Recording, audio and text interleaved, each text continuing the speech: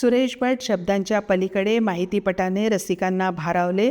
Doctor उदय नावलेकर यांच्या सादरीकरणाला उत्स्फूर्त प्रतिसाद. सुप्रसिद्ध कवी, गझलकार, कविवर्य सुरेश भट यांच्या साहित्यविश्वाला समर्पित सुरेश भट शब्दांच्या पलीकडे या माहितीपटाचे प्रभावी सादरीकरण प्राचार्य डॉक्टर उदय नावलेकर यांच्या हस्ते यवतमाळ येथील एलिमेंट मॉलच्या स्क्रीनमध्ये उत्साहपूर्ण वातावरणात संपन्न झाले. या कार्यक्रमाला साहित्य, कला आणि संस्कृतीप्रेमी व सर्व रसिकांची मोठ्या संख्येने उपस्थिती लाभली. विदर्भाच्या अमरावतीत जन्मलेले आणि मराठी गझलांना नवी ओळख मिळवून देणारे, शब्दांचे जादूगर म्हणून ख्याती मिळवलेले कविवर्य सुरेश भट यांच्या संवेदनशील, वास्तवदर्शी आणि हृदयस्पर्शी कवितांचा जीवनपट डॉक्टर उदय नावलेकर यांनी आपल्या प्रभावी निवेदनातून रसिकांसमोर उलगडला. भटांच्या कविता व गझल सर्वसामान्यांनाही सहज समजतील अशा पद्धतीने सादर करण्यात आल्या. कार्यक्रमातील प्रत्येक दृश्य, निवेदन आणि सादरीकरणातून घेतलेली मेहनत स्पष्टपणे जाणवत होती. त्यामुळे उपस्थित प्रेक्षक अक्षरशः भारावून गेले. डॉक्युमेंटरी पाहिल्यानंतर अनेक रसिकांनी आपल्या भावना व्यक्त केल्या. एका रसिकाने कविवर्य सुरेश भट यांना खऱ्या अर्थाने न्याय मिळाला असे मत व्यक्त केले, तर दुसऱ्या रसिकाने खरंच अमृताचीच रात्र बरसून गेली या शब्दात कार्यक्रमाचे कौतुक केले. कार्यक्रमाचे प्रमुख पाहुणे प्रकाशजी चोपडा यांनी आपल्या मनोगतात सांगितले की मराठी गझलांची सुरुवात यवतमाळमध्ये भाऊसाहेब पाटणकर यांनी केली आणि त्या गझलांना शिखरावर पोचविण्याचे कार्य कविवर्य सुरेश भट यांनी केले. तसेच प्राचार्य डॉक्टर उदय नावलेकर यांच्या कलाकृतीचे कौतुक करत त्यांनी सांगितले की डॉक्टर नावलेकर यांच्या कलाकृती अत्यंत कल्पक असून त्यांच्या प्रत्येक कृतीत संस्थेची आणि महाविद्यालयाची छाप दिसून येते. यावेळी प्राचार्य डॉक्टर उदय नावलेकर यांनी माहितीपट निर्मितीमागील भूमिका स्पष्ट करताना सांगितले की सुरेश भट यांच्या कार्याची माहिती नव्या पिढीपर्यंत पोहोचावी हा या माहितीपटाचा मुख्य उद्देश आहे. मेहंदीच्या पानावर, चांदण्यात फिरताना, मालवून टाकदीप यासारख्या गाण्यांना चित्रफिती उपलब्ध नसल्याने त्यांचे स्वतंत्र व्हिडिओ तयार करावे लागले. त्यासाठी आधुनिक तंत्रज्ञानासह AIचाही काही प्रमाणात वापर करण्यात आला. पुढे ते म्हणाले, मला सुरेश भट यांना प्रत्यक्ष भेटण्याची संधी लाभली होती. त्यामुळे त्यांच्या आठवणी पुन्हा जाग्या झाल्या आणि त्यांचे जीवन व साहित्य यांचा अभ्यास करून हा माहितीपट साकारला. काल सुरेश भटांवर शब्दांच्या पलीकडे बियॉन्ड वर्ड्स ही डॉक्युमेंटरी फिल्म सादर केली. उद्देश यवतमाळातील जे नागरिक आहेत, परिचित आहेत, यांना सुरेश भटांची ओळख व्हावी, एक अभिरुची वाढावी या उद्देशाने या कार्यक्रमाचं आयोजन केलं होतं. ही डॉक्युमेंटरी करण्यासाठी सगळ्यात महत्त्वाचं योगदान युवराज पाटील, आदित्य नवग्रहे आमच्या महाविद्यालयातील माजी विद्यार्थी यांचंही सहकार्य लाभलं. तसंच चेतन बोधे आणि प्रीतम सरक यांनी पण मला मदत केली. अशी आम्ही एक टीम म्हणून ही डॉक्युमेंटरी फिल्म तयार केलेली आहे.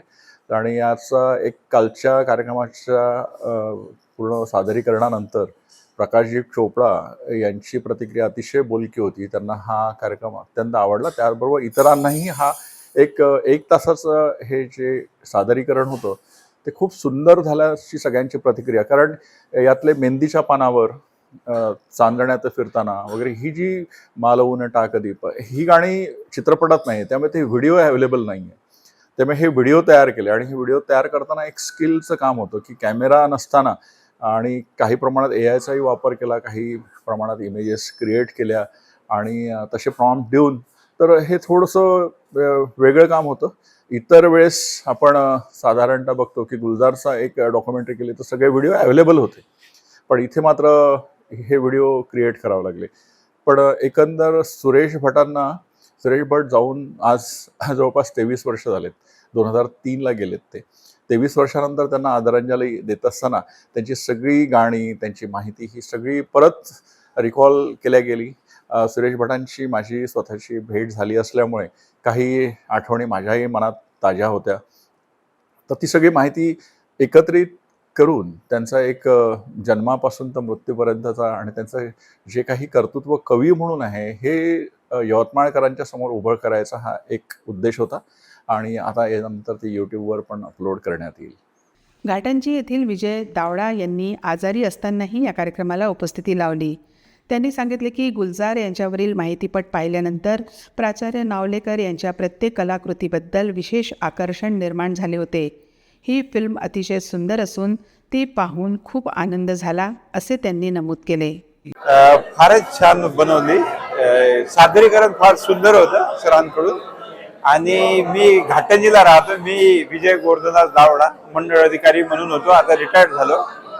आणि वास्तविक मी आजारी आहो, परंतु सरांची मी मागे गुलजार हे सादरीकरण पाहिलेलं आहे, फार सुंदर झालेलं आहे. त्याच्यामुळे मी आजारी असून सुद्धा मी इथे पिक्चर पाहायला, ते सादरीकरण पाहायला आलो सुरेश भटांचं. कारण याच्यावरून लक्षात येते की मला त्यांचं जे सादरीकरण आहे किती छान आहे ते. आणि याबद्दल मी त्यांचे फार फार आभारी आहो. त्यांनी मुद्दामून फोनही केला आणि मी तयार झालो, नाहीतर माझा हे एक छान अनुभवाला मी मुकलो असतो. धन्यवाद. ज्येष्ठ पत्रकार नमा जोशी यांनी सांगितले की प्राचार्य नावलेकर यांनी लता मंगेशकर, गुलजार, एलान मस्क, मोनालिसा आणि आता सुरेश भट यासारख्या विविध विषयांवर माहितीपट तयार करून समाजाला आनंद आणि प्रेरणा देण्याचे कार्य केले आहे. प्राचार्य डॉक्टर उदय नावलेकर यांनी सध्या ज्या डॉक्युमेंटरीज तयार करण्याचा उपक्रम हाती घेतला आहे, हा खरोखर अत्यंत कौतुकास्पद आहे. एक महाविद्यालयाचे प्राचार्य इंग्रजीचे आणि त्यांना अशा या डॉक्युमेंटरीच्या क्षेत्रामध्ये रस निर्माण झाला. कशासाठी याचं उत्तर स्वतः त्यांनी दिलेलं आहे की फॉर माय जॉय. आपल्याला माहीत असेल की रामचरितमानसमध्ये बालकांडमध्ये संत तुलसीदासांनी रामायण कशासाठी, आपण अनेक जण सांगतो रामायण कशासाठी, मोठमोठे लोक सांगतात की रामायण हे रामाचं चरित्र आहे, रामाची अयनं म्हणजे रामाचं चालणं म्हणजे रामाचं जीवन हे कशा प्रकारचं. तर स्वतः तुलसीदासांनी बालकांडमध्ये जे सांगितलं आहे, स्वांत सुखाय तुलसी रघुनाथ गाथा, हे काय तुमच्या जगाच्यासाठी नाही, स्वांत सुखाय म्हणजे आपल्याला स्वतःला आनंद मिळाला पाहिजे, माझ्या सुखासाठी, माझ्या आनंदासाठी. डॉक्टर उदय नावलेकर हे स्वतःच्या आनंदासाठी ज्या पद्धतीनं हे डॉक्युमेंटरीचं त्यांनी काम केलं आहे, याच्या आधीसुद्धा त्यांच्या गुलजारवरची डॉक्युमेंटरी आहे, वाघांवरची एक डॉक्युमेंटरी आहे टायगर्स, लता मंगेशकरवरची डॉक्युमेंटरी आहे, हिटलरवरची डॉक्युमेंटरी आहे. ह्या सगळ्या डॉक्युमेंटरीज त्यांनी अशा पद्धतीने केल्या की त्यातून त्यांना स्वतःला आनंद, पण मला असं वाटतं की हा आनंद समाजातल्या प्रत्येक माणसापर्यंत गेला पाहिजे आणि त्याच्याद्वारे विविध क्षेत्रात लोकांनी जी कामं केली आहे त्याचं ज्ञान या नव्या पिढीला मिळालं पाहिजे. आणि अतिशय उत्तम असा हा उपक्रम आहे. या उपक्रमाला मी त्यांना शुभेच्छा देतो. दुसरी गोष्ट, अशा प्रकारचे उपक्रम ज्या क्षेत्राचा आपल्याला अनुभव नाही तो करणं, त्यासाठी अनेक प्रकारचे कष्ट घ्यावे लागतात. हे कष्ट डॉक्टर उदय नावलेकर आपला सगळा व्याप सांभाळून, ते ट्रस्टीसुद्धा आहेत आपल्या गणपती मंदिराचे, महाविद्यालयामध्ये सुद्धा आहेत, महाविद्यालयाच्या संस्थेमध्ये सुद्धा सचिव आहे. अत्यंत दिवसभर व्याप आपल्या मागे असूनही त्यातून वेळ काढणं आणि आपला जो आनंद आहे तो लोकांमध्ये वाटणं, हे मला वाटतं अतिशय उत्तम आहे.